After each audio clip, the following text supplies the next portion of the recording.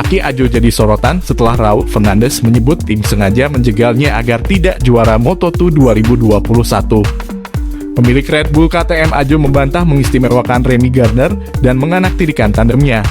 Raul Fernandez mengakhiri petualangannya di Moto2 dengan curhatan seputar kegagalan merengkuh mahkota juara dunia akibat kalah saing dari Gardner. Debutan Moto2 itu tak puas karena prestasinya lebih mentereng dibanding pembalap Australia tersebut. Ia memborong 8 kemenangan dan 4 podium lain, serta 7 pole position. Komentar kontroversialnya menunjukkan ada problem internal dalam tim. Namun, Aki Ajo sadar dengan persaingan tersebut.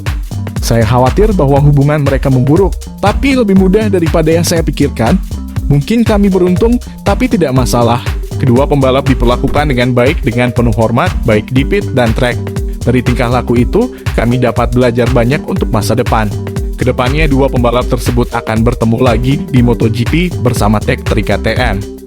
Ajo tak bisa memprediksi siapa yang akan lebih baik di level Premier. Saya pikir tidak adil mengatakan siapa yang lebih siap. Keduanya siap untuk promosi, saya tak ragu tentang itu. Jika ingin membandingkan keduanya, sangat penting untuk menjelaskan latar belakang mereka. Remy berada di Moto2 selama bertahun-tahun, sedangkan Raul telah memiliki banyak pengalaman di kategori lain. Keduanya punya tahun yang sulit, tapi saya kira saat ini sangat penting jika Anda ingin sampai ke puncak dunia. Dalam serial yang dilansir di AZN terkait pensiunnya, Valentino Rossi terungkap sejumlah fakta mencengangkan. Salah satunya dialami Casey Stoner. Sepekan setelah Valentino Rossi menjalani balapan terakhir di kejuaraan dunia balap motor. DAZN melansir serial mini dokumenter berjudul Rivale yang berisi tentang wawancara dengan para rival berat sang legenda. Lewat Rivale, DAZN mencoba mengulik sisi lain Rossi, terutama hubungannya dengan para rival terberat, yang selama ini tidak diketahui atau sedikit didengar publik. Kisah ini diungkapkan langsung oleh para mantan rival Rossi, salah satunya Casey Stoner. Terlepas dari rivalitas sengit yang pernah terjadi, Stoner ternyata sangat respek terhadap Rossi. Dalam mini seri Rivale pun terungkap bila pembalap yang hingga kini menjadi satu-satunya juara dunia MotoGP dari Ducati itu sempat ingin menjadi rekan setim Rossi. Saya mencoba untuk menjadi rekan setim Valentino bahkan hingga 2 kali, tetapi seseorang di Yamaha mencegah saya untuk melakukan itu. Anda mungkin tahu siapa yang saya maksud. Saat itu saya sangat ingin memiliki motor yang sama dengan pembalap seperti Rossi, juga agar saya bisa belajar darinya.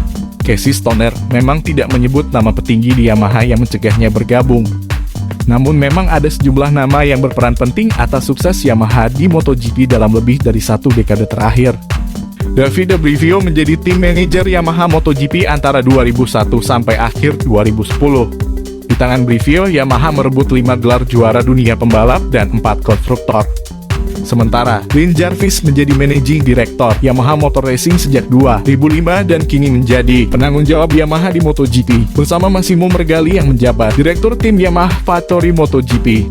Joan Mir memberi ultimatum kepada Suzuki agar segera menemukan manajer tim MotoGP yang baru.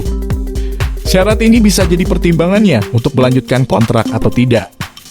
Penghuni peringkat ketiga klasemen MotoGP 2021 tersebut masih kecewa dengan kegagalannya mempertahankan gelar juara dunia. Mir mengungkapkan tahun ini Sahara bekerja secara berlebihan. Itu sudah jelas.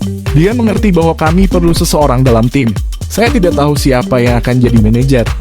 Saya hanya tahu bahwa mereka sedang bekerja mendatangkan manajer tim. Tapi yang paling penting, dia segera bergabung dengan kami sehingga kami bisa langsung mengenalnya. Ada beberapa hal yang akan dipertimbangkan terkait masa depannya bersama tim yang membesarkan namanya itu. Pertama, bagaimana perkembangan motor mereka setelah banyak masalah musim ini. Kedua, kehadiran manajer tim bertangan dingin dan meningkatkan kekompakan. Kalau dua syarat itu tak dipenuhi, bukan tak mungkin Mir akan pindah ke pabrikan lain. Meski jarang naik podium musim ini, ia konsisten mendulang poin. Tentu saja, manajer tim akan memegang peran penting dalam pengambilan keputusan saya. Siapapun yang datang, jangan sampai merusak harmoni dalam tim. Itu kenapa Sahara yang mengambil peran ini sejak awal kepergian Brivio. Para pembalap memang tidak memutuskan tentang itu. Tapi, saya bisa mengutarakan pendapat saya tentang itu kepada Sahara. Saya tidak memutuskannya. Saya yakin bahwa opini saya akan diperhitungkan dan saya juga berpikir bahwa dia tahu apa yang dilakukan. Itu tadi informasi tentang MotoGP pada kali ini. Jika kalian menyukai informasi mengenai MotoGP, jangan lupa like, komen, dan subscribe channel ini.